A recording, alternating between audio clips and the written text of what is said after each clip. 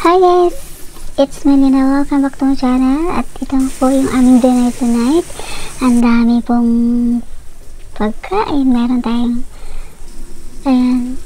i-fry natin yung hair marrow sa vermicelli at saka dried scallop. Meron tayong chicken with patatas at lagyan natin ng oyster sauce. Ito yung ating sabaw guys.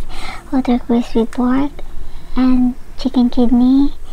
At syempre, ito yung gulay natin. Last natin nilalagay ito pag medyo luto na yung ating sabaw. And then, ito yung ating isda guys. Mahal na isda ito. Talagang paborito ito ng mga Chinese. At steam lang natin ito ng 8 minutes. At ito na nga po yung ating manok. Dahil mas maganda pag slice natin yung ating patatas and then i-fry natin ng konti at saka bago natin ilagay sa ating manok.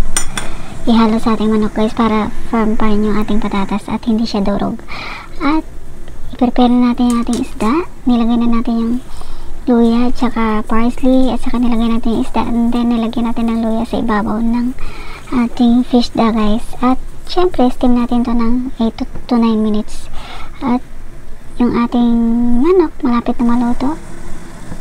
And then yung sabaw natin kailangan na natin ilagay yung ating last minute na gulay kasi hindi natin i-overcook to kasi mas masarap to pag talagang green pa rin siya. At yun nga, mayroon din tayong rice at syempre yung chicken natin is ready to serve na. At ganito kabilis magluto dapat guys.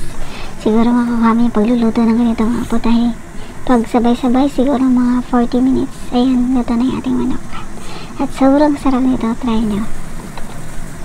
O diba? Yan ang niluto ko ngayong gabi. Sa sobrang dami ng pagkain na yung bakit naubos nila. At ito meron tayong sugpo na malaki. Ayan, shrimp. With fry lang natin siya ng luya at saka at saka spring onion. Balik ka rin. At saka nilagay na natin yung ating fish da guys. O diba? Ganun kabilis. Para kang trompo. At ayun, luto na yung ating isda. Thank you! Bye!